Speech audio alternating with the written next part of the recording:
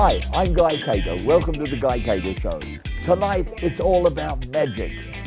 My first guest tonight is Logan Kitney. He's a young man just starting a career in the magical arts. And after that, John Zealando, Grand Master of Magic, Senior Statesman in New Zealand Entertainment. But first up, Logan Kitney. Logan, good Hello. to have you here, mate. How are you, Guy? Thanks for having me. Oh, couldn't wait to get you in that chair. Yeah. You're young. It's been a few weeks coming. But We're not going to mention the fact you got lost last week. I did get lost last week, yep, but I'm here. I'm here. We won't mention that. You're a magician. I am. How long have you been a magician? Not nearly as long as just about everyone else I speak to. Only a few years, really, so like 5 years. You didn't get a magic set when you were 10? No, surprisingly, I never got into magic as early as everyone else, you know. I talk to everyone now and they're like, got into magic when they were 6, 7 years old. I didn't follow that route. Magic was never a thing for me. It wasn't until I was in high school that I started playing around with stuff. What initiated that? I thought it would be a cool way to pick up girls, and that was the only reason I started doing it. I can't think of a better reason. Yeah, exactly. And I was wrong. Like, I was so far wrong, it wasn't even funny. It was terrible. But you persevered. Yeah, I did. I started mucking around with cards and stuff like that to try and impress people at parties and social stuff. But it wasn't until I spent some time in hospital and had kind of days on end to do nothing that I practiced solidly and went, well, maybe there's something in this whole magic thing. And How long were you in hospital? I did 20 odd weeks all up, 25 weeks or something. It's only 6 months. Exact. Yeah. So I had my large intestine removed, made it disappear. That was clever. And it wasn't that magical at all, really. But so I had a lot of You're time. okay now? Yeah, absolutely Okay. fine. Cancel the ambulance. Good. Yeah. So no sympathy required at all. Right. And so I had a lot of time every day and hot nurses to entertain. So I was practicing 20 hours a day because I couldn't do anything else, and eventually got good enough that I wanted to bring it into the comedy I was already doing. You were already doing comedy? Tell us about that. So I went through an amazing program that the Comedy Festival runs called Class Comedians when I was 16 years old. I did my first gig, and kind of developed through comedy from there. Started gigging at the Classic and things like that. And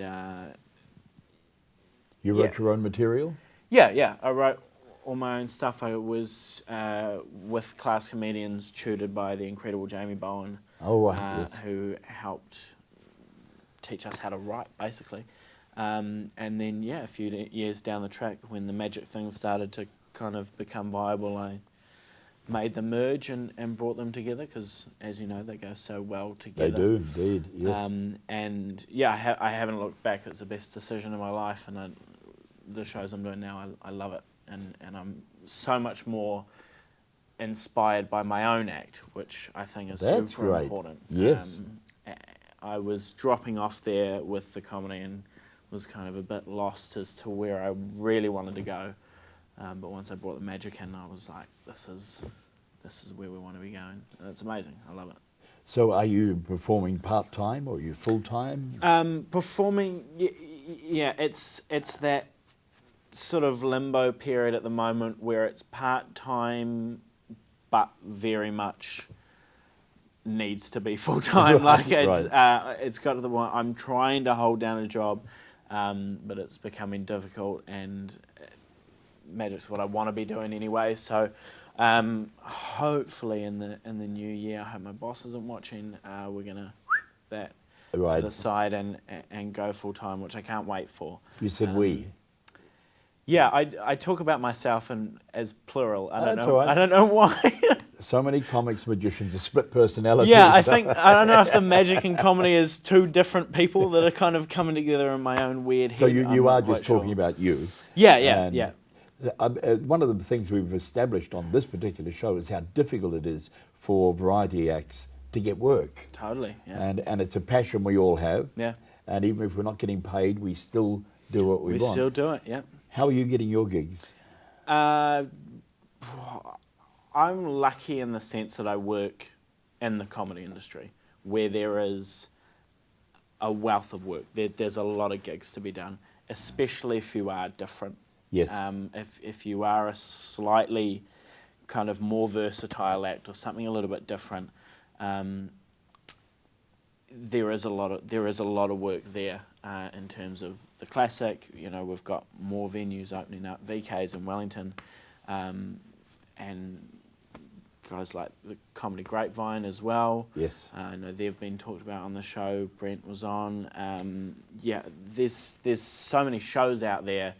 You've just got to get out there and find them. And you think you can make a living just doing those shows? I think you can, yeah, yes. I think you can. It's not, you're not rolling in it, but yeah. you can make a living. But as it always is with this sort of stuff, you get out what you put in. And if you spend all day working, trying to get on stuff, trying to get seen, talking to promoters, sending emails, you're going to get a lot more work than if you sit around and wait for it to come to you. Because there's so many acts out there, if we all waited for promoters to come to us, no one ever would, because there's so many people knocking those doors down. Have you ever thought of signing up with an agent? Yeah, I've thought about it. In terms of comedy at the moment, for me, there's not enough money for me to live off it yet. I'm not going to start feeding someone else's kids. Not that I've got kids, I don't know where that came from. So yeah, for me it's not viable yet. I mean, I'm signed with a few different talent stuff, commercials and stuff like that, but for the actual performing side of things, I don't want to do that just yet. Maybe in a few years when we've got a couple more festivals under the belt and things like that. Maybe look at that and look at cruising and stuff like that. But so your aim is fully full-time? Yeah, absolutely. Now, I want to die on tour. Magic or comedy or a combination of the two? The combination of the two, I think. Right. I think inherently when you're doing one, there's always a bit of the other. Naturally, for me, when I perform magic, there's elements of comedy, and even when I'm performing serious magic, so to speak, I'm not so into the intense David Blaine spike through my hand kind of super serious magic. I think magic's super fun. Yes. And I think it's been taken way too seriously on TV now. Like, it's just crazy.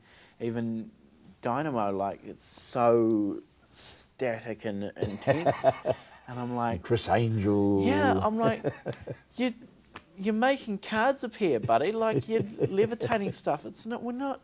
It's not real. It's not seance. We're not summoning the devil. Like, calm down. Let's have a laugh and a joke. Yes. And that's what magic to me is about. It's about making us feel like a kid again, and making us disappear from our own lives for a minute. And I think that in itself is inherently light-hearted and shouldn't be this intense, kind of weird. It's weird, like, it's just weird. Well, it's a shame, because if you wanted to be intense, you could look very intense. Yeah, I have the intense you do eyes, have that, which I think if I was intense like David Blaine all the time, I would terrify people, and I'd never get booked. Like, I would. I know I mentioned earlier that you look more like a hypnotist than I do. Yeah, it's deep, the penetrating evil eyes. gaze. Well, penetrating, that's terrible. Tell me, Logan, you're a Kiwi? Yeah, absolutely. Where were you born and bred?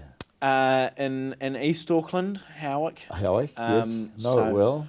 Proper upper middle class, white neighbourhoods with lots of cafes and flat whites and eggs Benedict. That was my childhood. It was. I went to a Catholic primary school. That did me zero good, obviously, because I'm doing this now. But yeah, Auckland, born and bred.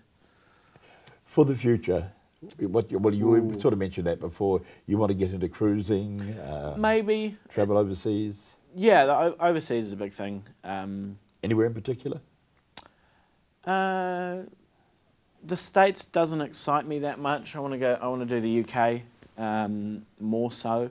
UK Asia's really starting to pick up, especially for magicians coming from over here. Yes. And it's kind of the pro to doing magic and comedy that a lot of the comedians get quite jealous of.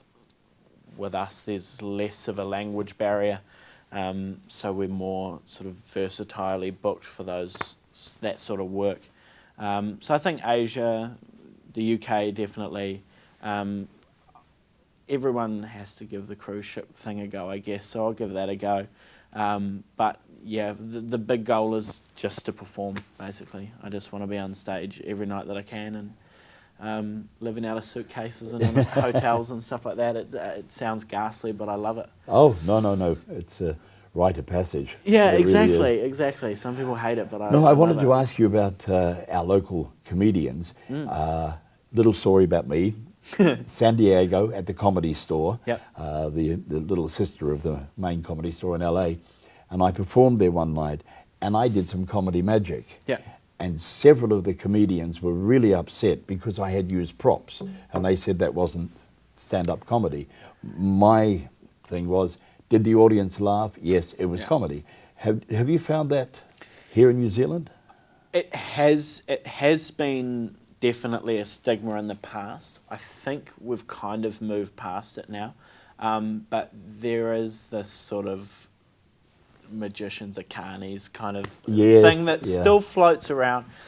It's not too bad. I mean, we get a bit of stick for being props comics, but it is what it is. We make the audience laugh, and a lot of the time it's because they don't like us, because we get laughs not easier, but we often get bigger laughs, punchier throughout our act. Yes. Our act's not as wordy. We don't have that to comprehend with. So I think there's just a little bit of envy. I mean, the mechanical side of things that we do I love takes a hearing lot the of truth. work. Yes. I mean, it takes a lot of work, and a lot of people are jealous that they didn't put that work in, I guess. I don't know. I'm saying controversial things, and people are gonna hate me for this, but I feel a little bit that way. I think it's just it's a little bit of jealousy, and they hate going on stage after us because the stage is a bomb site. Oh yes. Which is always my thing. Is I have every MC that ever walks on after my act looks at the floor and goes, "What have you done?" And there's 6 decks of cards, there's feathers, there's all sorts of stuff. It's crazy, but maybe we should see some of this. yeah. What do you think? Have you got a little something you can do? I can certainly do something if we stand up somehow. So, this has never been seen on television before. No, it hasn't. It's something I've never seen before. So I hope it goes all right. It's a card trick, but it's my own, and it's a little bit fun. It's a little bit different. Wow. So I think you're going to enjoy it. Cool. So we'll take that. I have no idea what's going to happen. Yeah, I've kept this very secret. We've walked through it, but with Guy out of the room. So obviously I want to check first all the cards are different and all that sort of jazz. Yep. All the same, we'll do all that sort of rubbish, and we'll even shuffle them because that's important. Important, That's yes. The first thing all the books say is you have to shuffle the cards and rah, rah, rah. And again, just say stop. Stop. Right there, perfect, grab it. Show the camera, I'm going to hide from the monitors and stuff. Done. Done? Done. Alrighty. And pop it anywhere. Anywhere? Absolutely anywhere apart from there. You can have another look. Just yeah, okay. So I remember. No, it's good because I hate doing this and then get into the end and people going, I have no idea what my card is, and it's like, oh well, this is easy. Cool. So I'm going to give them a couple of cuts like that, and this is the most difficult, like, sort of move that I can do. Right. Right. And I love it. Okay, here we go. Oh, very good. Bingo was his name. Did you like that? I loved it. Did you catch the spin? The spin's the best part. I love it. All right. Was your car the 8 of clubs? No. It wasn't. No.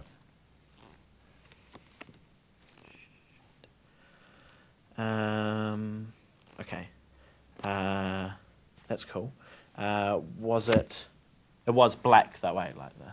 No. It wasn't even black. It wasn't Okay. even black. Was it a cork card like a jacker? No. It wasn't. Okay, like I said, never been seen before, and maybe never again. Okay, so it was a number card then. It was? Like the 8. Yes. Okay. But it wasn't black, so it was a red number. Wow, that's okay. yes, great. See, this is mentalism, ladies and gentlemen, going flyingly well. What number was it? It was a 3. It was a 3, a red 3. A red 3. Okay. Do you want to hold your hands out like a bowl for me? Like a Let's bowl. try and get this. I'm going to make the red 3 jump out of the deck. You ready? Here we go. 1, 2, 3. The red 3. Very good. That's Very all right, good. right? Like it's you can keep those. I'm so glad that's over because I have these things stashed everywhere. No, I mean everywhere. Absolutely everywhere. And that is actually my cue ball. Cue ball to leave. Logan, it has been an absolute pleasure and an honour to have you in here tonight. Thank you so much. I've enjoyed it. I've enjoyed this. I've enjoyed that. It's been so much fun. It's been a blast. Thank you so much for having me. And all the best in the future. Thank you so much. Thanks, guys. Thanks, Logan.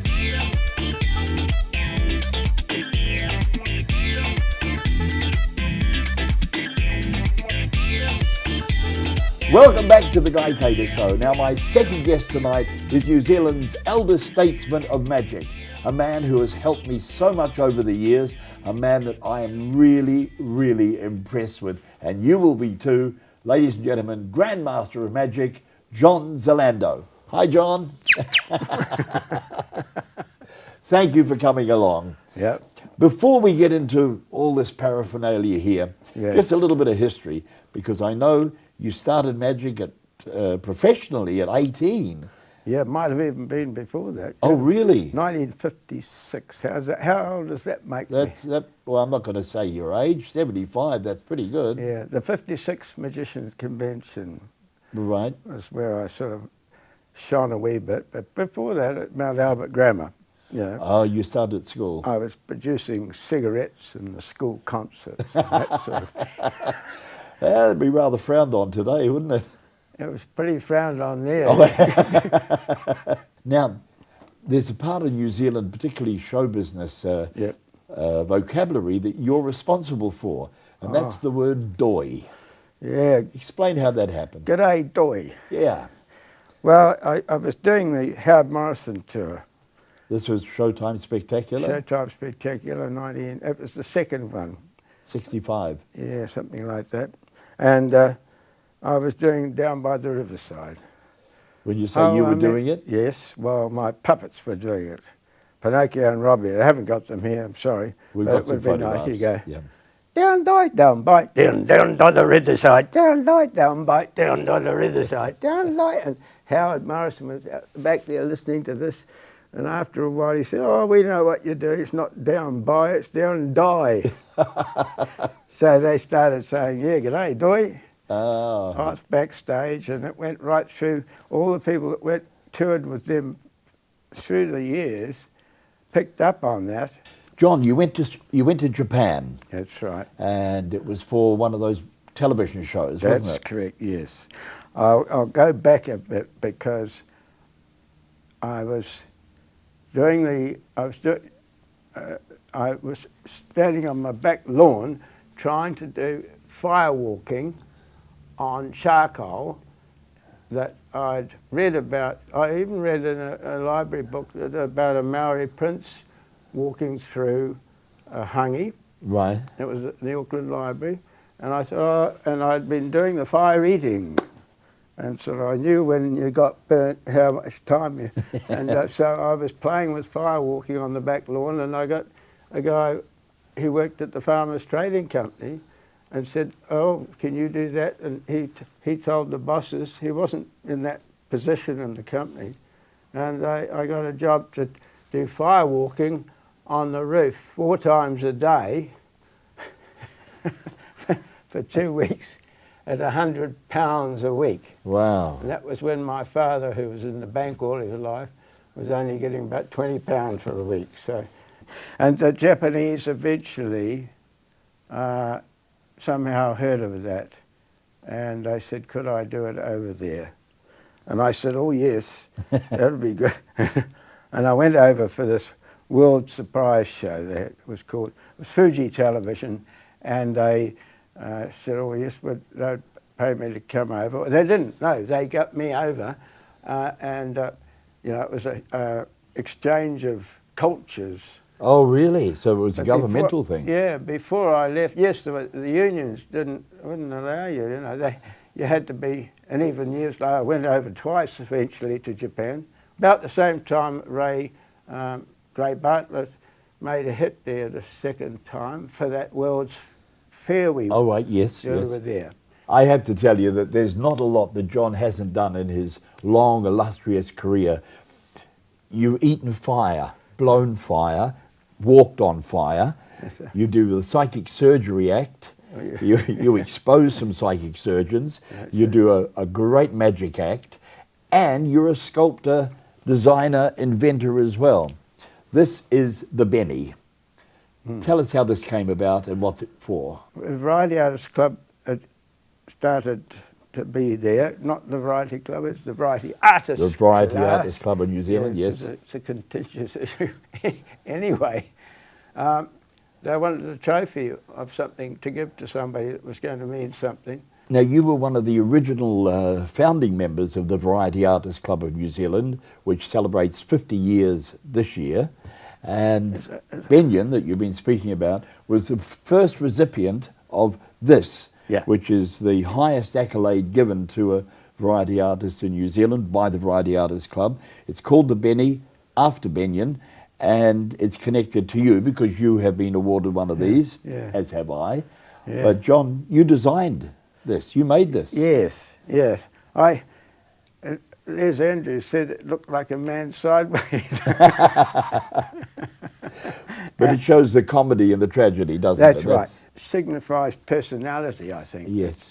That's what I try. So your career to date, I mean, you're still performing, but of all the things you've done, I mean, you've even been hung upside down from a crane in a straitjacket. You've done so much in your life, it's really hard to know where to start. But of all the things you've done, which did you enjoy most of all? Probably the dolls, the ventriloquists. Although I still love my magic. Look, I tell you what we've got. We happen to have just a tiny clip of you with the dolls. Have a look at this.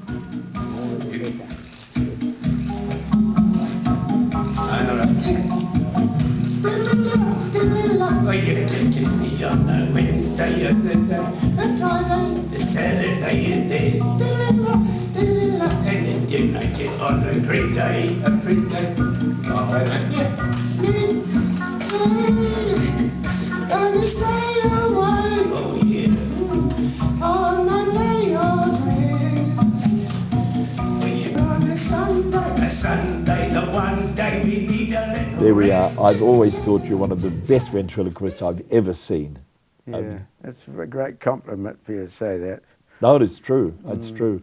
In fact, over the years, you and I have done a few exciting things. Yes, and I've seen you doing very good ventriloquism too. But I'm not real. I'm not like you. But I'm thinking back to the days of Scylla Taylor, Henderson Square, and those wonderful weeks of the Guinness Book of Records, where you would put how many? Oh, the cigars. Yes, cigars in your mouth. Yeah, I had about 17 cigars, I think, and I had to whistle at the same time. That's right. Yes. Well, I am going to tell you that I am just so thrilled to have John on the show. There is a reason too. I used to, and I'm admitting now, making myself vulnerable, I used to have a great fear of flying. And you and I, Demetrius the strongman, Gray Bartlett, Brendan Dugan, Jody Vaughan, many years ago had to fly to New Plymouth. No, Palmerston North, wasn't it? That's right. And it was a hell of a flight, and the plane was rocking, and you started showing me some manipulation, making cigarettes appear and disappear, and the flight was just, I was taken up in the wonder of your world of magic, and we landed, and I suddenly realized there was nothing to be scared about, and I've never had a fear of flying ever since. You've been a model to me. You're now looked up at by so many magicians.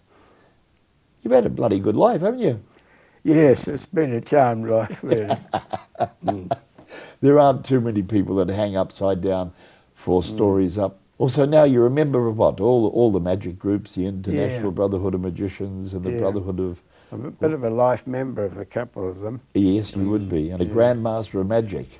And it's the highest honour that a New Zealand magician can actually achieve. John, thank you so much for being on the show. You want to shout out to anybody? Yes, I've been very lucky to be a New Zealander, and I hope we can keep going on forever. Terrific, and the gigs will keep coming in. John, it's been a pleasure and an honour. It really has. Yes, Ladies and gentlemen, John Zealando, Grand Master of Magician. Thanks, Guy. Thanks, Guy, very much. Well, that's it for our show tonight. That was a lot of fun. I'd like to thank my special guests, Logan Kitney and John Zealando, and to invite you back here, same time, same channel, next week for the Guy Cater Show. And remember, it's nice to be important, but it's much more important to be nice. Good night.